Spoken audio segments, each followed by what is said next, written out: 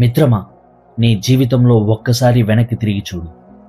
నువ్వు అనుకున్న స్థాయిలోనే ఉన్నావా, లేదా ఇంతకన్నా బాగుండాల్సింది అనే భావన నీ లోపల ఎక్కడైనా ఉందా? చాలామందికి ఈ ప్రశ్నకు సమాధానం చెప్పడం ఇష్టం ఉండదు. ఎందుకంటే ఆ నిజం నిన్ను బాధిస్తుంది కాబట్టి. అసలు ప్రశ్న ఏమిటంటే, మనల్ని వెనక్కి లాగుతున్నది ఎవరు? సమాజమా, పరిస్థితులా, డబ్బులు లేకపోవడమా, లేదా మనకు లక్ లేకపోవడమా? కాదు మిత్రమా, ఇవన్నీ కాదు. మనల్ని నిజంగా ఆపేది మన లోపల ఉన్న 2 అలవాట్లు. నువ్వు గమనించావా? కొంతమంది ఏమీ లేని స్థితి నుంచి కూడా పైకి వస్తారు. మరికొంతమంది అన్నీ ఉన్నా కూడా ముందుకు కదలరు. అంటే సమస్య పరిస్థితుల్లో లేదు, సమస్య మన స్పందనలో ఉంది.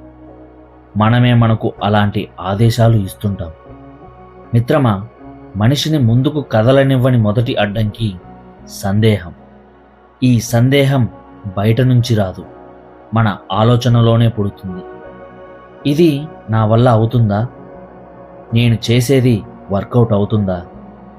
నాకు అంత స్టామినా ఉందా?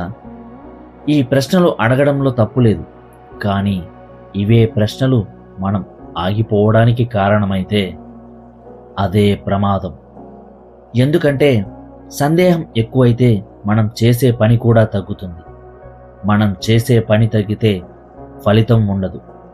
ఫలితం లేకపోతే మనలోని ఆత్మవిశ్వాసం చచ్చిపోతుంది.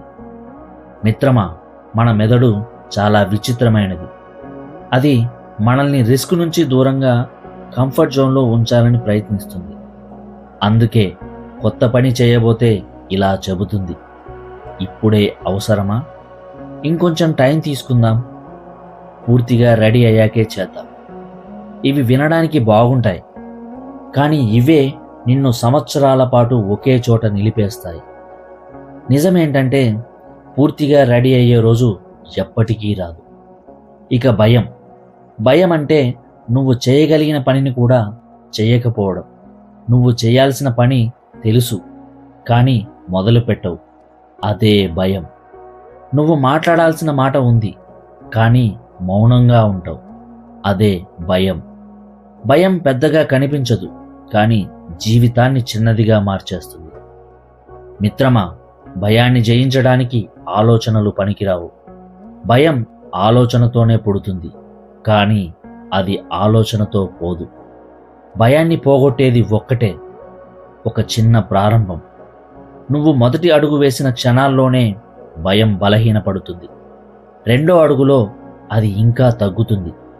కొన్ని అడుగుల తరువాత నువ్వు తిరిగి చూసుకుంటే భయం ఎక్కడుందో కూడా కనిపించదు. ఇప్పుడు మనలోని 2వ శత్రువు గురించి మాట్లాడుకుందాం. దీని వలన నీకు వెంటనే ఇబ్బంది ఉండదు, కానీ మన జీవితాన్ని ఖాళీ చేస్తుంది. అదే ఆలస్యం. ఆలస్యం నుంచి వచ్చే మాటలు చాలా మృదువుగా ఉంటాయి. ఈ రోజుకి ఇది చాలులే, రేపు ఇంకా బాగా చేస్తా, ఇప్పుడు మూడ్ లేదు. ఈ మాటలు విన్నప్పుడు మనకు రిలీఫ్గా ఉంటుంది, కానీ అదే రిలీఫ్ భవిష్యత్తులో భారంగా మారుతుంది. అలసత్వం వలన మనకి ఏమీ పోతున్నట్టు అనిపించదు, కానీ నిజానికి సమయం, అవకాశాలు, అలవాట్లు, క్రమశిక్షణ ఇవి ఒక్కొక్కటిగా మనకు తెలియకుండానే పోతాయి.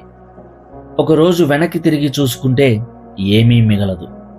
అప్పుడు మనం అంటాం, టైం ఎలా గడిచిపోయిందో నాకు తెలియలేదు అని. అలసత్వాన్ని ఓడించడానికి పెద్ద నిర్ణయాలు అవసరం లేదు. చిన్న ప్రారంభం చాలు. గంట కాదు, 5 నిమిషాలు. పెద్ద ప్లానింగ్ కాదు, చిన్న టాస్క్. పర్ఫెక్ట్ కాదు, ప్రోగ్రెస్. మన మెదడుకి పని చిన్నగా అనిపిస్తే దానికి సింపుల్ అనిపిస్తుంది. ఒక్కసారి మొదలు పెట్టాక పని దానంతట అదే నడుస్తుంది. మిత్రమా, సినిమాల్లో లాగా ఒకరోజు లేచి అన్నీ మార్చేసే హీరోలు ఉండరు. నిజ జీవితంలో విజయం అంటే రోజూ లేచే అలవాటు, మూడ్ లేకపోయినా చేసే పని, ఎవరూ చూడకపోయినా చేసే ప్రయత్నం.